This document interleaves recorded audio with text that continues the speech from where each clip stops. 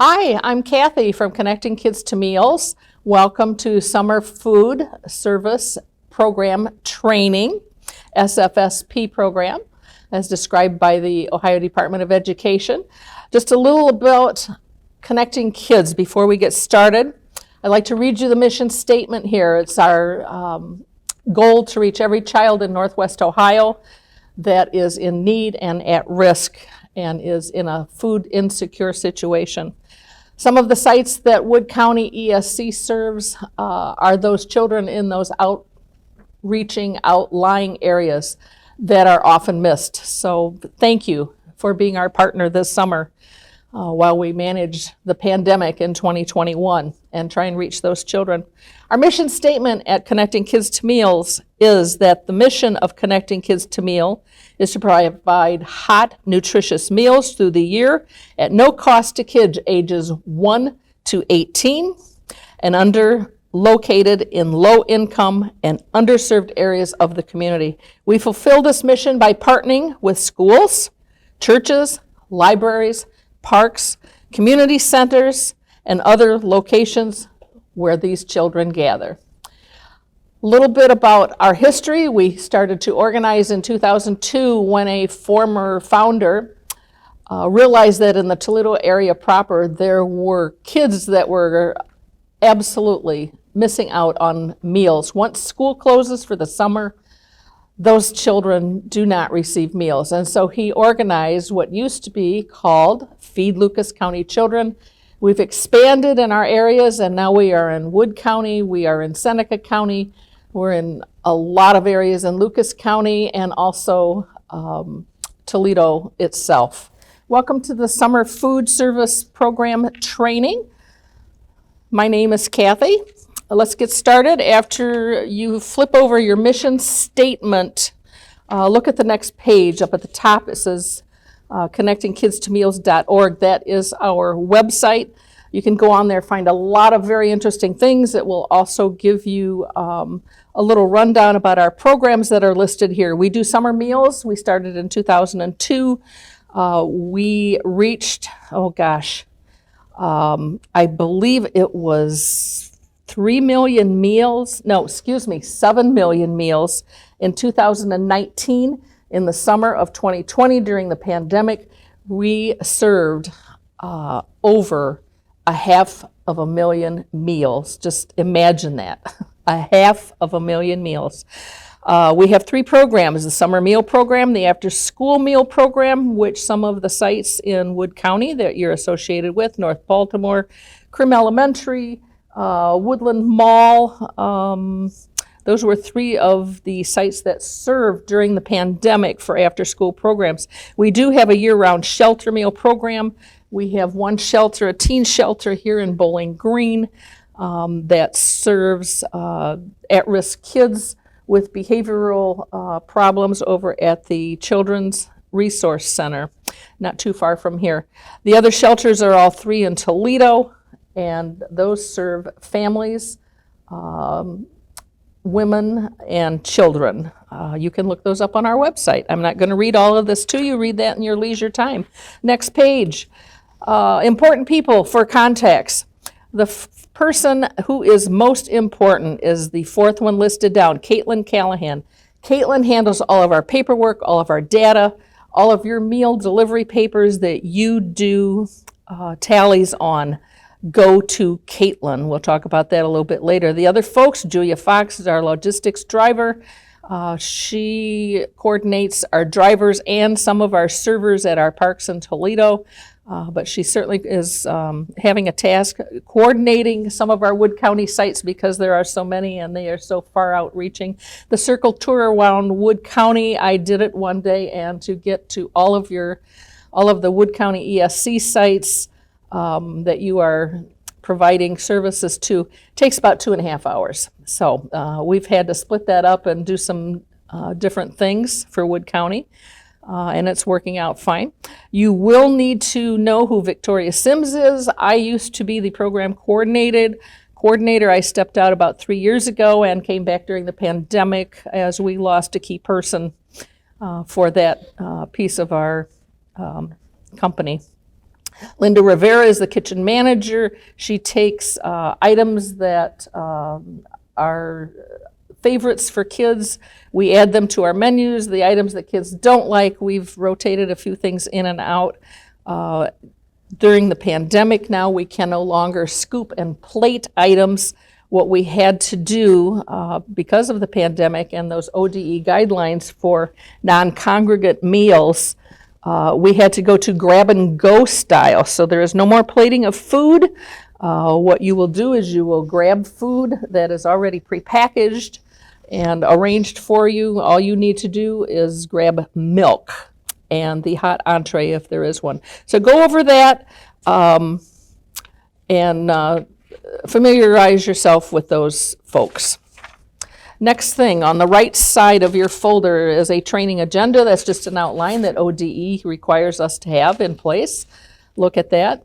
If you are a site supervisor at your Wood County site, or if you happen to be in Lucas County, I know we have a few schools that Wood County ESC is taking on board. What you will need to do is listed here as your site supervisor. If you are not a supervisor, but you are assigned as a supervisor for the day, let's run through this quick. You need to submit a reasonable meal plan and signed sponsor site agreement. Tim Bielecki does that. Ensure all site supervisors and servers are trained by the sponsor. That's us, Connecting Kids to Meals, before handling any meals. So all of you will need to be trained with signatures before you report to your sites for serving on that first day. Be on site for the meal service. Ensure meal order is correct and complete. Ensure site servers handle meals correctly. Ensure that required postings are visibly displayed. Those required postings are the And Justice for All poster. You all should have one at your sites. Most of you are schools, so you should have one of those green and white And Justice for All posters, along with the menu. Those are the two items that must be displayed when you are serving. You ensure that the site servers handle the meals correctly. That means they wear gloves. They have either a hairnet or their hair is pulled back, so there's no debris that's falling into the food. Even though it's wrapped, you still need to keep your hair tied back. If it's shoulder length or longer, please tie it back. If you've got long curly hair and you've got a thick mane, you need to pull that back as well, because hair does fall out. It's pretty gross. So make sure you're equipped with hairnet or a hairband. Ensure that regular required postings are visibly displayed. We talked about that, the And Justice for All and the menu for the day. Ensure that the meal serving begins and ends on time. If you start at 1 o'clock to serve your meal and you are supposed to be done at 2, you need to follow that. It's like the school lunch program. It starts and ends on time. If you have children that are coming in late from the playground or coming in late after 1 o'clock, you can still serve them, but you cannot count that as a meal. It has to be those children served between 12 and 1 if that's your required time. You have 5 minutes leeway on each end. 5 minutes before the hour starts and 5 minutes after. So if you're serving at 12 to 1, 11:55, you can open up. At 1:05, you need to stop. Don't let kids run your program. Make sure that they're on time. Once they miss a meal, they'll be back on time. Ensure that the completed meal count sheet is returned by the next business day. I think with Wood County ESC, you hand them in each week. I don't know how they get to us, but I know they get to Caitlin by magic. Someone is responsible for sending those in. Keep copies of the menus. The white sheet comes to us. The yellow sheet stays on site or in a notebook. Have a designated person. Hopefully the site supervisor takes that with them each day. Communicate with our kitchen and monitors. I am the lead monitor for out here in Wood County because I know the area and I live not too far away from here. Have a bad weather plan and call the kitchen when meals need to be canceled. If there is bad weather, inclement weather, a snowstorm, which isn't going to happen in the summer, but tornado warnings, bad weather. I know down in North Baltimore a few years back we had to cancel service because the weather was quite severe.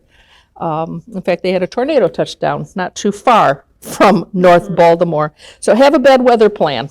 Keep your eye on the weather. If you know you're going to cancel for whatever reason, pipes burst at schools once in a while. If that happens and you know you're going to have to cancel your program for the day, please let us know, because this food that we prepare is sometimes started hours or even a day or so ahead of time, and we can't afford to waste food.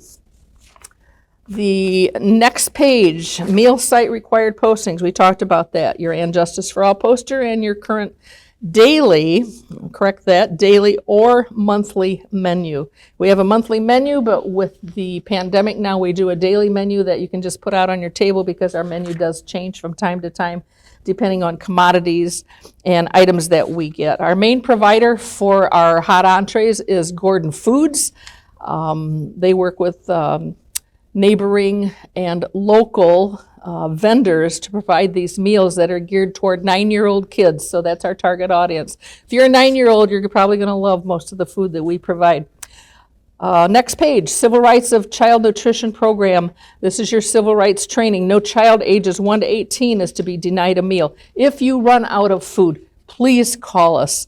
It would not hurt to get what we call emergency backup food. These are shelf-stable packets of peanut butter and jelly jammers, a juice box, perhaps a granola bar, cheese sticks that are prepackaged and vacuum packed. Let us know if you need those. You may not get them on day one or the first week, but you will get some if you need them. All meals must be served within their approved meal times. Like I said, if you're serving from 12 to 1, you get 5 minutes leeway each way. It's just like the school lunch program. If you're late, you're late, and the cafeteria does not and should not stay open for those violators. Meals must be complete. One of each food item is on the plate. This is because we're not only trying to teach good nutrition and what a good meal looks like, but we're also trying to encourage kids to eat new foods. The role of the summer meal server. This will be for most all of you. If you are the site supervisor for the day, though, you also will need to know all of this. Be on the site at least 30 minutes prior to meal service. I don't think that's going to be a problem, because you all are in programs down here in Wood County. Up in Toledo, not everyone has a program going. A lot of them are non-congregate meals that they grab and go, and that's how the pandemic is set up. Check that the meal order is correct and complete. Call the kitchen immediately if something is missing. We may not be running it out to you that same day, but we do need to know, because it's a production issue. We have people whose job is that they are responsible for doing just that, making sure that all items are in your packets, in your coolers, and in your thermal insulated bags. So call us. Clean the serving area before you eat. Put on a hairnet or a ball cap. Wash your hands. Wear gloves when handling the food items. Check the temperature of all the hot and cold food items, and record temps on meal count sheets. Make sure each food item is on the plate and properly portioned. This is more for the scoop and plate method, which we no longer have, but it could end in July, it could end in September, it could end next summer. So we want to make sure that each food item is on the plate. Be kind and polite to all. Start and finish the serving time. Start and finish serving the meals per your state-approved meal time. Mark off the number on the count sheet with a slash, not an X, not a 0, not a loop-de-loop. A slash indicates that you have counted each child individually. Every child ages 1 to 18. Complete and sign the meal count sheet. We'll go over that shortly. Clean up serving area and eating areas. Empty and wipe down the food pan. You won't have pans. You won't have a Cambro. You may have a Cambro with hot entrees that are individually wrapped that you can pass those out. A Cambro is a hot insulated stainless steel like a drum area that then is surrounded with an insulated plastic covering. They do get hot, so be careful when you open those. You'll also have a cooler or another thermal bag for cool items, and a tote for return. Return completed meal count sheets by the next business day. As I said, Wood County usually once a week. Next page, meal serving. I am not going to read all of this to you. A lot of it was just what I read with the supervisor and the server information. Read this yourself. There are some highlights we're going to get to. Next page, daily meal plan. This is what needs to be displayed. Every day will be a little bit different. You can throw it away when you're done. You don't need to keep it. But do display that. That's a required ODE mandatory requirement. If ODE would come in, they do have the privilege to monitor you and to audit you, and they could step in at any time. And with a lot of your sites being right off of I-75, it's convenient for them to stop in. I think the only place they have ever stopped is Krim Elementary School. And that was for a snack, and that was, I believe, an after-school program. But they are welcome to stop in anytime. Next page. This is a two-page affair, dinner. It should be orange. I believe we have for summer a lunch and dinner combined sheet, and I believe it is green, but either at the top it should say lunch or dinner. Please check the site. This happens to say Homer Hannum, one of our Boys and Girls Club. Make sure the date is correct. If it's not, sometimes things get mixed up. Cross it off.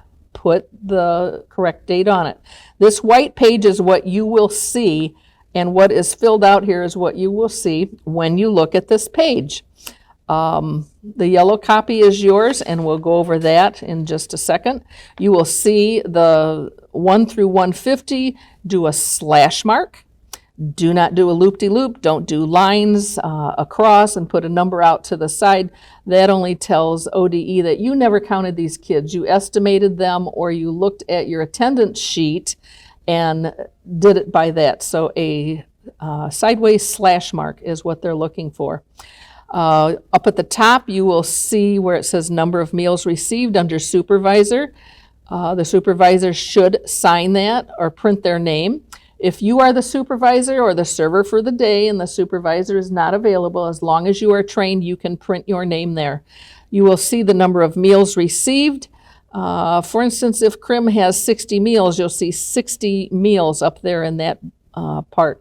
You will need to know the number of meals that you are discarded, so when you're done serving, check your attendance, check your slash marks, and let us know. We'll do the math for you, but if possible, please mark the number of meals that were discarded. If you had 57 kids show up and you had 60 meals delivered, you will have 3 meals left over.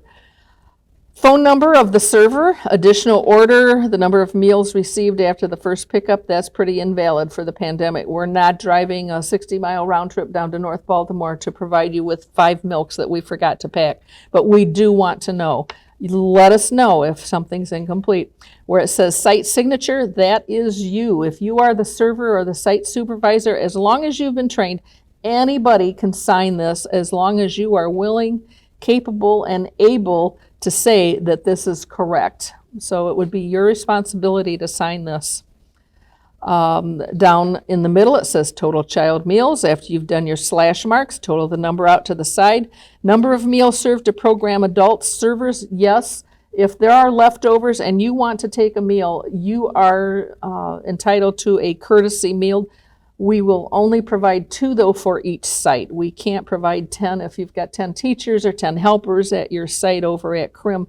2 meals that are left over, please take them. We don't want anything returned to us, nor can we take anything. So total your child meals, total your adult meals, put the numbers where it says total meals served.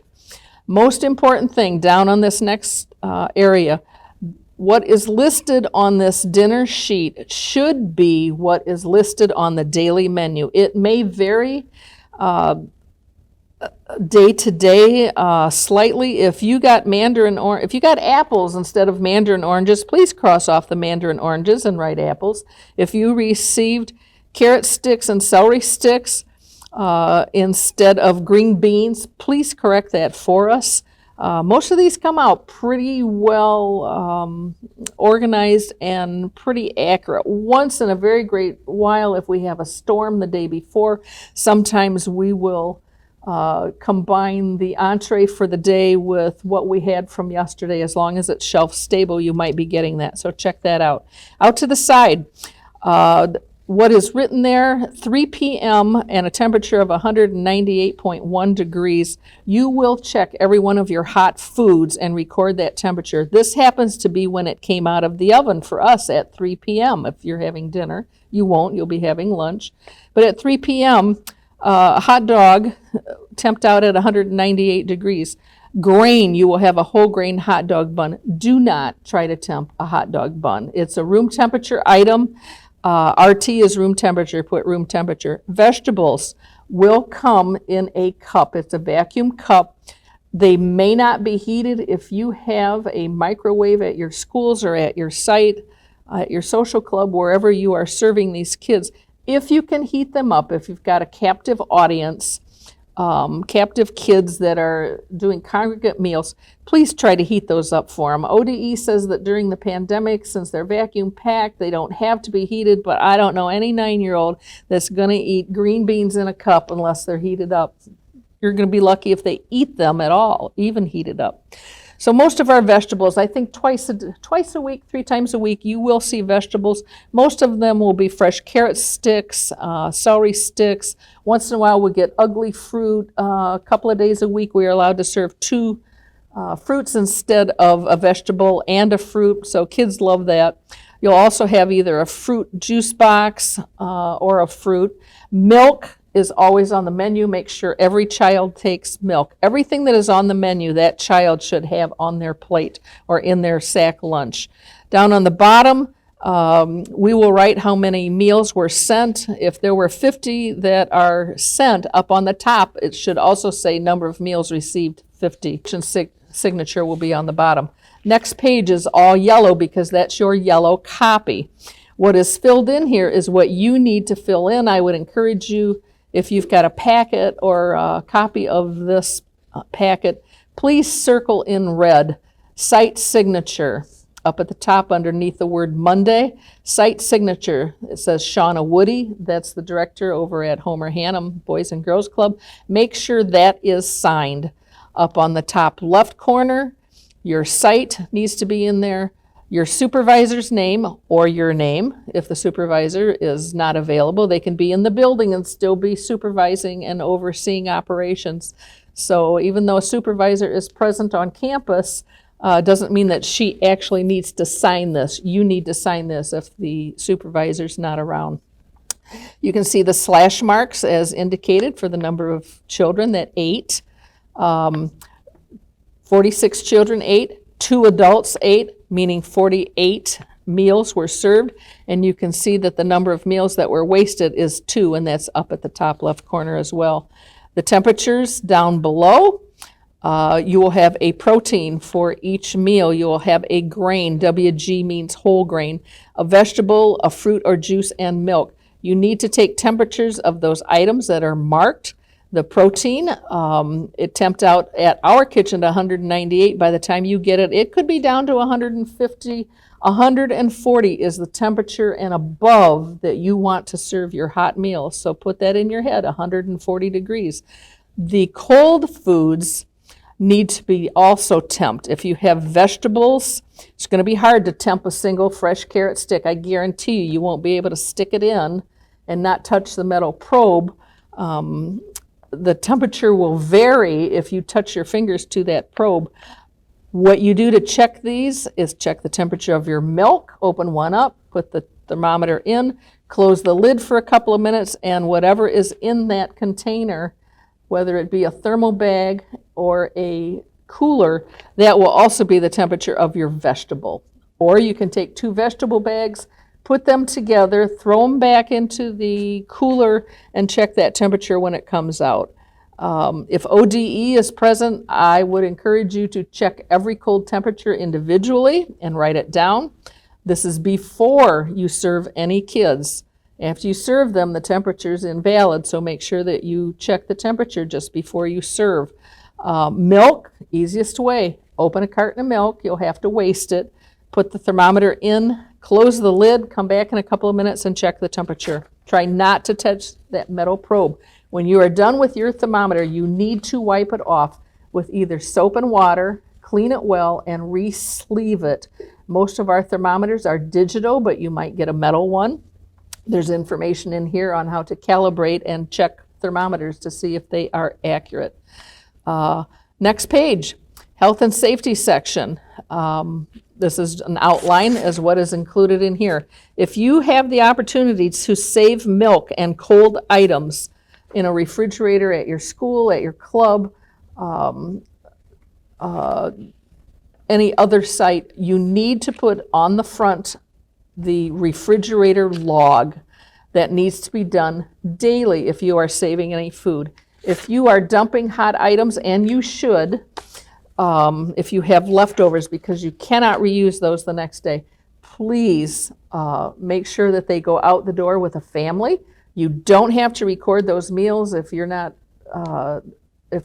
serving kids at your club or at your program. If they have a brother or sister at home not in your program and you know they do, please send meals home with those brothers and sisters. Since it will be outside of your serving time, you cannot claim them, but we want to do our due diligence for the community, and if you have leftovers, we don't want them back, but we do want to know how many you are wasting, so let us know, but you can send those meals out.